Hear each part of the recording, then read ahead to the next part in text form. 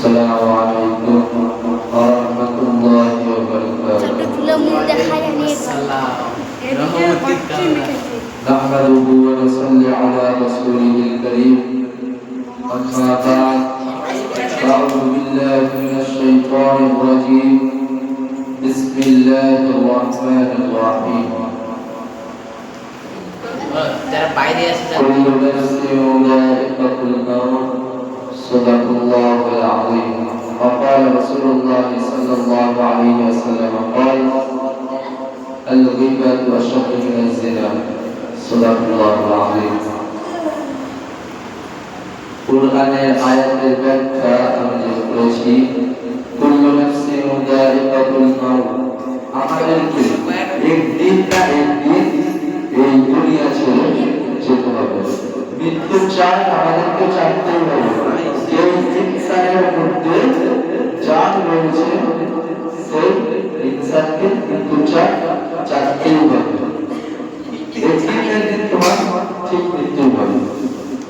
তাহলে আমাদেরকে আল্লাহর হুকুম হবে, আমাদেরকে আল্লাহর হুকুম করতে হবে, আমাদেরকে নবীর সুন্নাত মোতাবেক চলতে হবে, আমাদেরকে আল্লাহকে ভালোবাসতে হবে, আল্লাহকে ভালোবাসতে হবে, তার সাথে সাথে নবীদের অনুসরণ করতে হবে। আমরা না কাদাই না ছাওয়াই পেয়েছি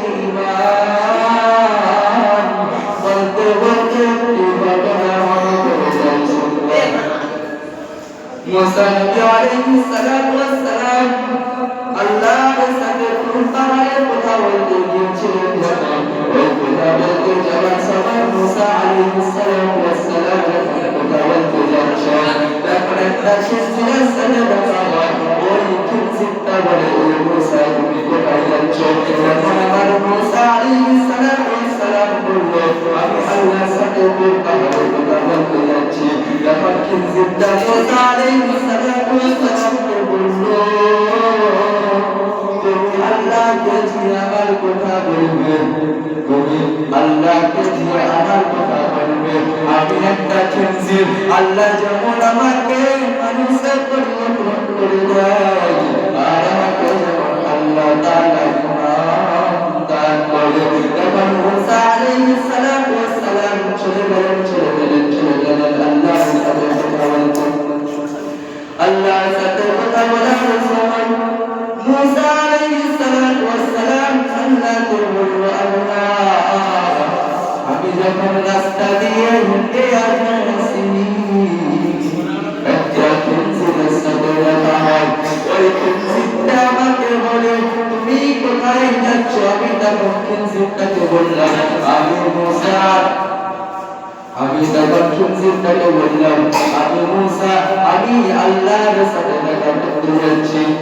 তখন আমাকে খিনজির বলল, তুমি আল্লাহকে দিয়ে বলবে আমি খিনজির, আমাকে মানুষে পরিবর্তন করতে, ঈমান দান করতে। তখন আমার আল্লাহ তাআলা বলে, ওকে আমি মানুষে পরিবর্তন করব, ওকে বাড়ি দেবো, গাড়ি দেবো, ধন দৌলত সব কিছু দেবো, কিন্তু ওকে আমি আল্লাহ ঈমান দেব না।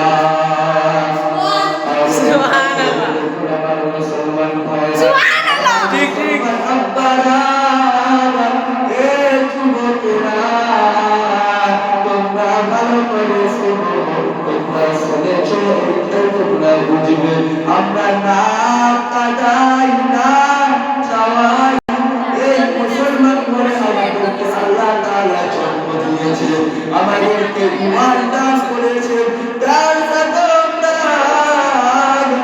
আল্লাহর হুকুম আদায় করতে পারি না, আমরা নামাজ পড়তে পারি না, আমরা নবীর সুন্নাত মোতাবেক চলতে পারি না। আল্লাহ তাআলা যে মুসলমান ভাই, আমাদেরকে আল্লাহর হুকুম আদায় করতে হবে। আল্লাহর হুকুম না আদায় করলে তাহলে আমরা কি আমাদের ঈমানটাকে টিকিয়ে রাখতে পারবো?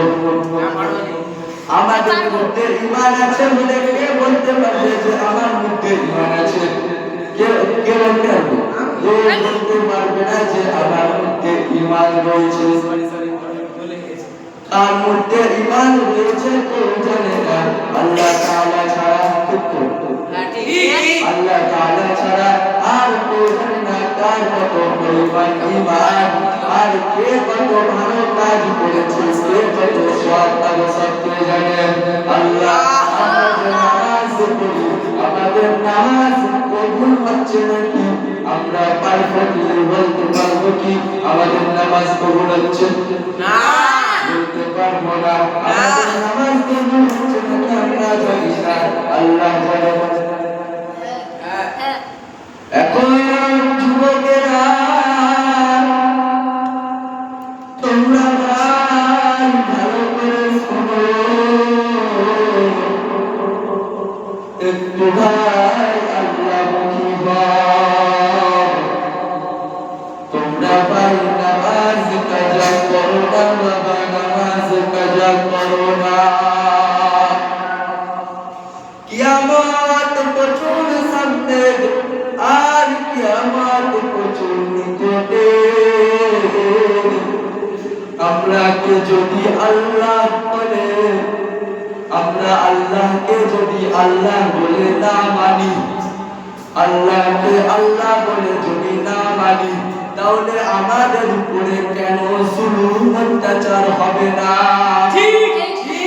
জুলুম তো হবে, আল্লাহর হুকুম আদায় করছি না, আল্লাহকে ভালোবাসছি, নবীর সুন্নাত আদায় করতে পারছি। আরেকটা হাদিস পড়েছিলাম, আল গীবাতু আশাদ্দু মিনাজ জিনা। এমন লোক আছে যারা পিছনে কথা বলে, আল গীবাতু আশাদ্দু মিনাজ জিনা। বলা হয়েছে জিনা করার থেকে গীবত করা বেশি গুনাহ।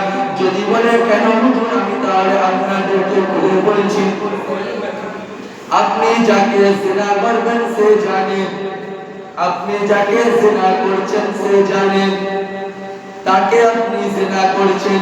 আর আপনি যে গীবত করছেন তার পিছনে গীবত করছেন, কিন্তু সে জানে না। আমার রাসূলুল্লাহ সাল্লাল্লাহু আলাইহি ওয়াসাল্লাম জানিয়ে দেন, এক ভাইয়ের উপরে গীবত করা মানে যেই ভাইয়ের উপরে গীবত করেছে সেই ভাইয়ের কাঁচা বস্তু খাওয়া। আমরা গীবত করব? আমরা গীবত করব না। এই গীবত থেকে আমাদেরকে বেঁচে থাকতে হবে। এই গীবত প্রচুর বড় গুনাহ। এই গীবত প্রচুর বড় গুনাহ। আর কিছু বলবো না, একটু বলুন না। আরে ওয়া আলহামদুলিল্লাহি রাব্বিল আলামিন। আসসালামু আলাইকুম।